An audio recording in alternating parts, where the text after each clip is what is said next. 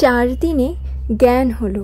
বড় রানী চোখ মেলে চাইলেন, মহারাজ, বড় রানী সেরে উঠেছেন। তোমার একটা রাজ চক্রবর্তী ছেলে হয়েছে। এই হীরের হারটা তোকে দিলাম বানর। চল বানর, বড় রানীকে আর বড় রানীর ছেলেকে দেখে আসি। মহারাজ, গণনা করেছি, ছেলের মুখ এখন দেখলে তোমার চক্ষু অন্ধ হবে। ছেলের বিয়ে হলে মুখ দেখো। এখন বড় রানীকে দেখে এসো। ছোট রানী কি দুর্দশাই না করেছে। এ কি, বিষের জ্বালায় বড় রানীর সোনারঙ্গ কালি হয়ে গেছে। পাতখানার মতো পড়ে আছেন। রানীকে আর চেনা যায় না। মন্ত্রী, এখনই যাও, ছোট রানীকে কারাগারে বন্দি করে দাও। ঠিক আছে মহারাজ, আমি এখনই আপনার আদেশ পালন করছি। রানীমা, মহারাজ আপনাকে বন্দি করার জন্য আদেশ দিয়েছেন। আপনাকে এখনই আমার সাথে যেতে হবে, তা নইলে মহারাজ ভীষণ রেগে যাবেন। মন্ত্রী, ছোট রানীকে কি কারাগারে বন্দি করা হয়েছে? হ্যাঁ মহারাজ, ছোট রানীকে কারাগারে বন্দি করা হয়ে গেছে। এবার তাহলে যাও, ডাকিনী বুড়িকে মাথা মুড়িয়ে ঘোল ঢেলে উল্টো গাধায় চড়িয়ে দেশের বাইরে বের করে দাও। ঠিক আছে মহারাজ, আমি এখনই সেপাই পাঠিয়ে ডাকিনী বুড়িকে ধরে আনার ব্যবস্থা করছি। এই যে ডাকিনী বুড়ি, কোথায় পালাচ্ছ? মহারাজ আদেশ দিয়েছেন তোমার মাথা মুড়িয়ে ঘোল ঢেলে উল্টো গাধায় চড়িয়ে তোমাকে দেশের বাইরে বের করে দিতে বলেছেন।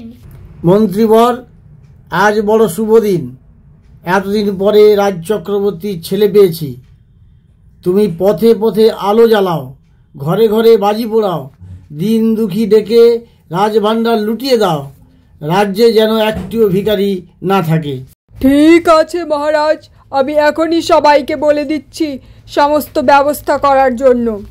আপনি কোনো চিন্তা করবেন না মহারাজ, কোনো ভিখারি রাজ্যে আর থাকবে না। যাক, অনেক কষ্টে নগরের পথে পথে আলো জ্বালানো হয়েছে। খুব ক্লান্তি লাগছে রে। চল এবার বাড়ি ফেরা যাক। মা, 10 বছর ধরে তোর আমি সেবা করে এলাম, কত পাঁঠা বলে দিলাম। তুই আমার এই উপকারটা করে দে মা। 10 বছর ধরে অন্ধ হওয়ার ভয়ে ছেলের মুখ দেখিনি, এবার যেন ছেলের মুখ দেখতে পাই। মা, তুই কৃপা কর, দয়া কর মা। বানর, 10 বৎসর তো পূর্ণ হলো, এখন ছেলের মুখ দেখাও। মহারাজ, আগে ছেলের বউ ঠিক করো, তারপর বিয়ে দাও, তারপর মুখ দেখো। এখন ছেলে দেখলে অন্ধ হবে যে। মন্ত্রীবর, রাজপুত্রের জন্যে রাজকন্যা দেখো, যে করে হোক রাজপুত্রকে বিয়ে দিতেই হবে। ঠিক আছে মহারাজ, আমি এখনই দেখছি রাজকন্যা। পাটালি দেশের রাজকন্যাকে আমার ভীষণ পছন্দ হয়েছে মন্ত্রী। তাকেই আমি পুত্রবধূ করে এই রাজপ্রাসাদে নিয়ে আসবো। তুমি খবর পাঠিয়ে দাও মন্ত্রী। ঠিক আছে মহারাজ, আমি এখনই খবর পাঠিয়ে দিচ্ছি, আপনি কোনো চিন্তা করবেন না। মন্ত্রী, বানরকে ডেকে পাঠাও। ছেলের বউ ঠিক করেছি, কাল শুভ দিন শুভ লগ্নে বিয়ে দিতে যাব। মহারাজ, কাল সন্ধেবেলা বেহারা দিয়ে বরের পালকি মায়ের দুয়ারে পাঠিয়ে দিও, বরকে নিয়ে বিয়ে দিতে যাব। দেখো বাপু, 10 বৎসর তোমার কথা শুনেছি, কাল ছেলে না দেখালে অনর্থ করব। মহারাজ, সে ভাবনা নেই, তুমি বেআই বাড়ি চলে যাও, আমরা কাল বর নিয়ে যাব। রাজা পাছে রানীর ছেলেকে দেখে ফেলেন, পাছে চক্ষু হয় অন্ধ, সেই ভয়ে তাড়াতাড়ি বেআই বাড়ি চলে গেলেন।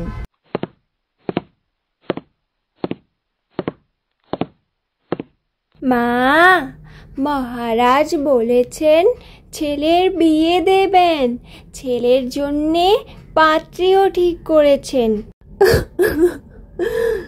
এই কি সর্বনাশ করলি বানর! ছেলের বিয়ে কি করে দেব? ছেলে কোথায় পাবো বল? এবার রাজাকে কি ছলে বোলাবো? মা গো মা, ওঠ, ছেলের জোর, মাথার টোপরান, ক্ষীরের ছেলে গড়ে দে, বর সাজিয়ে বিয়ে দিয়ে আনি। বাছারে, প্রাণে কি তোর ভয় নেই?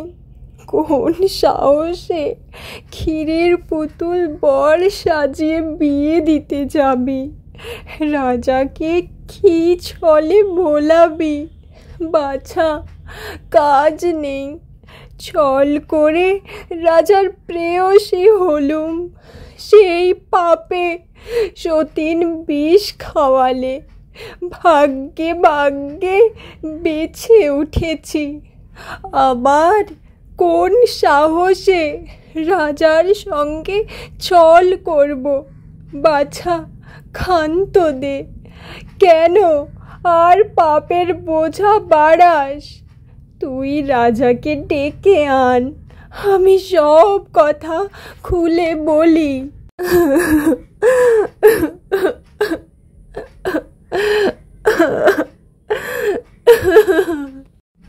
রাজাকে পাবো কোথা? 2 দিনের পথ কনের বাড়ি, রাজা তো সেখানে গেছেন। তুই কথা রাখ, ক্ষীরের বর গড়ে দে। রাজা পথ চেয়ে আছেন, কখন বর আসবে? বর না এলে বড় অপমান। মা, তুই ভাবিস নে, ক্ষীরের পুতুল বিয়ে দিতে পাঠালি। যদি ষষ্ঠীর কৃপা হয় তবে ষষ্ঠী দাস শেঠের বাছা কোলে পাবি। মা, এখন তুই তাড়াতাড়ি ক্ষীরের বর গড়ে দে দেখিনি। আমার কথাটা একটু শোন। রানী বানরের ভরসায় বুক বেঁধে মনের মতো ক্ষীরের ছেলে গড়লেন। তাকে চেলির জোর পরালেন, সোনার টোপর পরালেন, জরির জুতো পায়ে দিলেন। এই নে বাছা, তুই যেমনটা বলেছিলি ঠিক তেমনটা করেই আমি ক্ষীরের পুতুল গড়ে দিয়েছি। দেখ এবার তুই কি করবি। যাক, এবার পালকির পর্দাটা নামিয়ে দিই। এই বর যে পালকিতে আছে সে কথা কেউ জানবে না, সবাই বুঝবে এই যে কাহাররা। এবার তাহলে চলো পাটুলি দেশের রাজকন্যের প্রাসাদে, সেখানেই রাজপুত্রের বিয়ে হবে। চলো সবাই, বাঁশি বাজাও, ঢোল বাজাও। হে বিপদ ভঞ্জন বিঘ্নহরণ, রক্ষে করো, সবাইকে রক্ষে করো তুমি।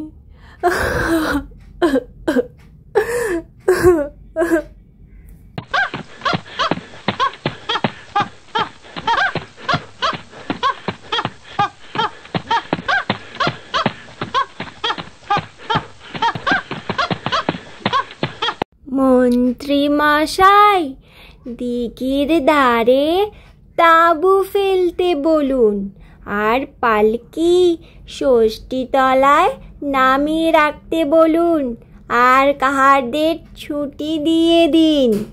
আর শুনুন, রাজার হুকুম আছে, বরকে যেন কেউ না দেখে। আজকের দিনে বর দেখলে বড় অমঙ্গল হবে। ঠিক আছে বানর, এই যে হারু, তোমার দলের লোকেদের বলে দাও যে এখন যেন তারা দিঘির ধারে তাঁবু ফেলে, আর রান্না বাড়া করো, খাওয়া দাওয়া করে তাঁবুর ভেতর বিশ্রাম নাও, বুঝলে?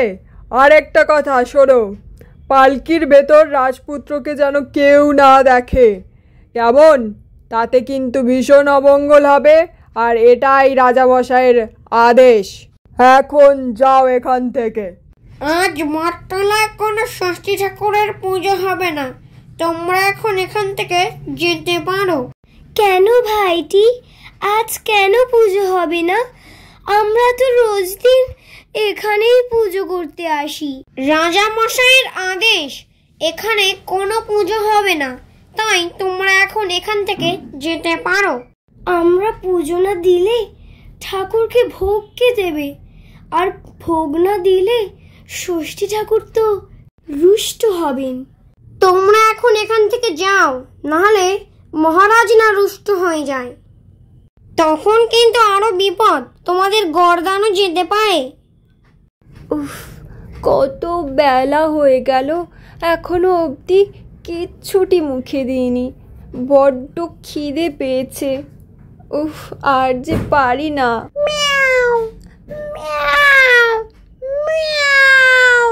যাক, পালকির পর্দাটা সরিয়ে দিয়েছি, এবার বরং এখান থেকে দূরে সরে যাই। দেখি ষষ্ঠী ঠাকুরুন এবার কি করে।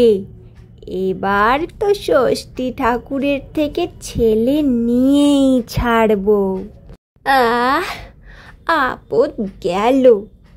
কাঠ ফাটা রোদে কাঠামো থেকে বার হয়ে নৈবেদ্যের ছোলাটা কলাটা সন্ধান করি গিয়ে।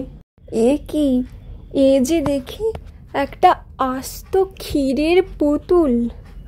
উফ, শান্তি। এক কাজ করি, ঘুম পাড়ানো মাসিপিসিকে ডেকে পাঠাই। ঘুম পাড়ানি মাসিপিসি, এখনই আমায় দেখা দাও, আমার কাছে এসো, তোমাদের যে আমার খুব দরকার।